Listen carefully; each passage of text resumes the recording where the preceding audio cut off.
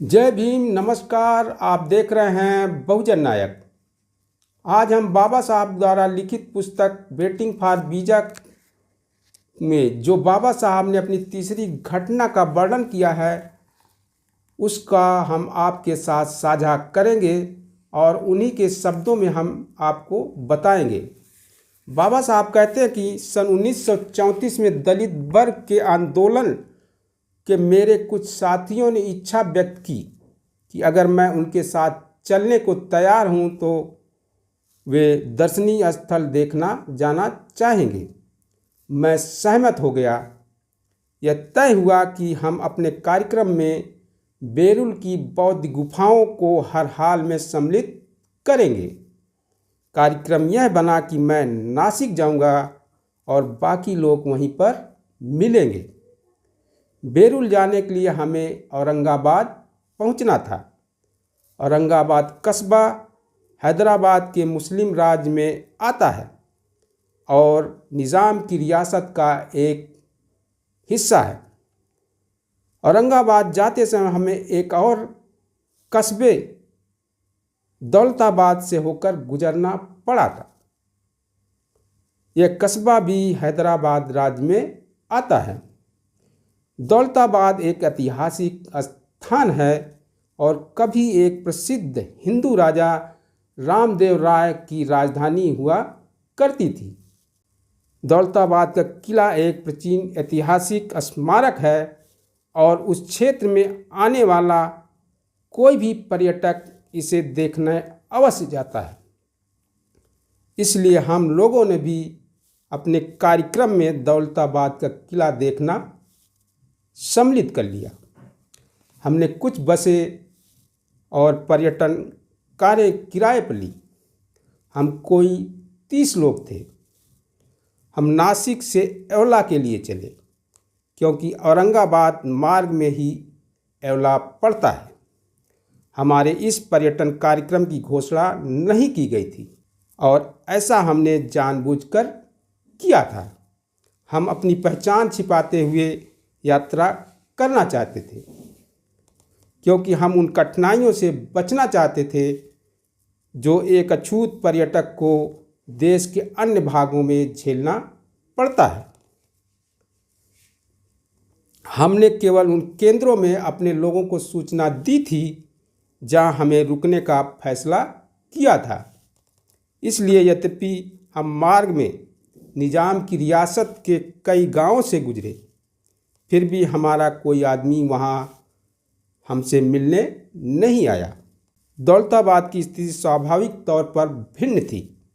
वहाँ हमारे लोगों को हमारे आने की सूचना दी गई थी। वे लोग हमारी प्रतीक्षा कर रहे थे और कस्बे में प्रवेश बिंदु पर इकट्ठा हो गए थे।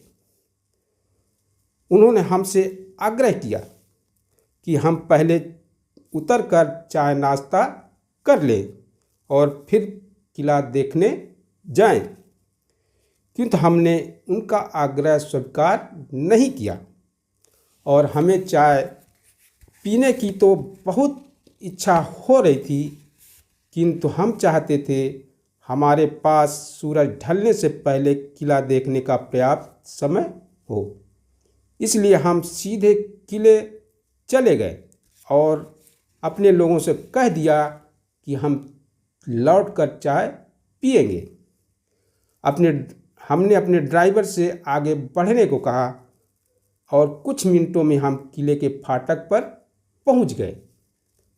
यह रमज़ान अर्थात मुसलमानों का रोज़ा का महीना था। किले के द्वार के ठीक बाहर पानी से लबालब भरा एक छोटा सा तालाब था। इसके चारों तरफ पत्थर की खड़ंजा लगी हुई थी। यात्रा में हमारे मुंह, शरीर और कपड़े धूल जम गई थी और हम सभी हाथ मुंह धोना चाहते थे। हमारी टोली के कुछ सदस्यों ने बिना अधिक सोच विचार किए तालाब से पानी लेकर खड़ंजे पर ही अपने पैर मुंह धोने आरंभ कर दिए। इस आचमन के बाद हम किले के द्वार पर पहुंचे। अंदर सशस्त्र सिपाही थे। उन्होंने बड़े द्वार खोल दिए और हमें मेहराबदार रास्ते से होकर जाने दिया। हम अभी संतरी के किले के अंदर जाने की अनुमति के बारे में पूछ रहे थे कि इसी बीच एक सफ़ेद दाढ़ी वाला मुसलमान बुजुर्ग हमारे पीछे चिल्लाता हुआ आया। इन ढेड़ों मतलब अछूतों ने तालाब को गंदा कर दिया। जल्दी ही आसपास के तमाम जवान मुसलमान और बूढ़े मुसलमान उसके साथ मिल गए और हमें भला बुरा बकने लगे। ढेर लोग उदंड हो गए हैं। ढेर लोग अपनी जात अथवा नीच और गिरा हुआ रहना भूल गए हैं। ढेरों को अब सबक सिखाना होगा।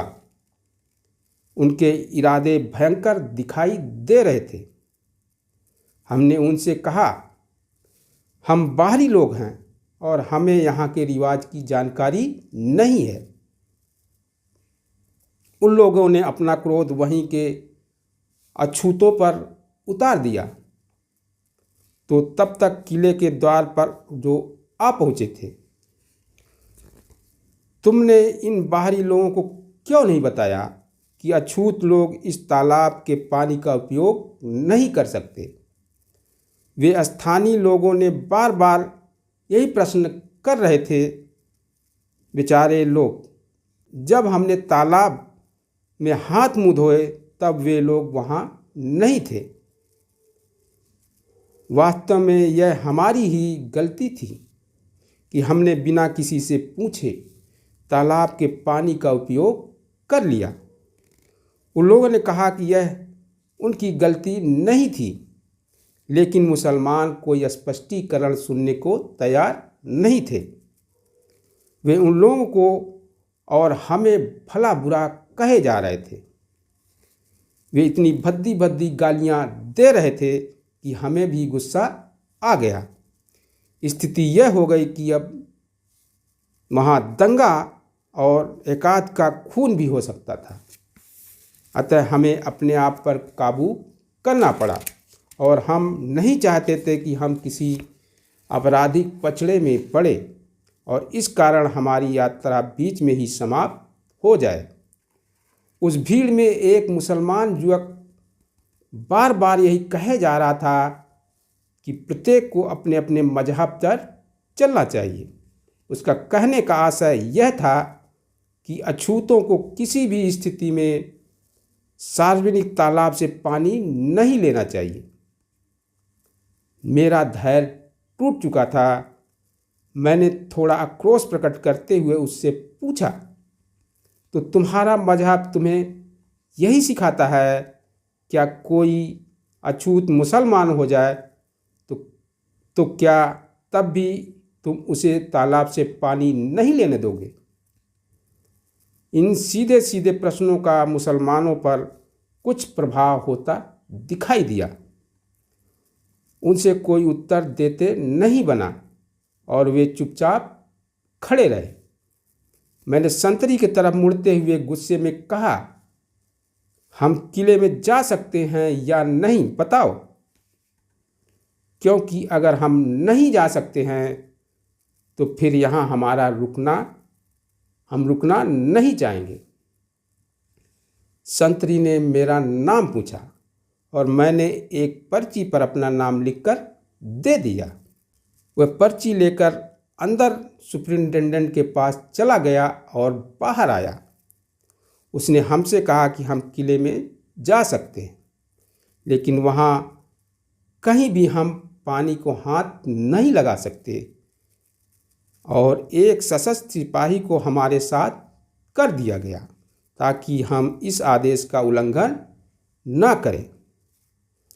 मैंने एक उदाहरण, बाबा साहब कह रहे हैं यहाँ पर, मैंने एक उदाहरण यह सिद्ध करने के लिए प्रस्तुत किया था कि जो व्यक्ति किसी हिंदू के लिए अछूत है वह पारसी के लिए भी अछूत है।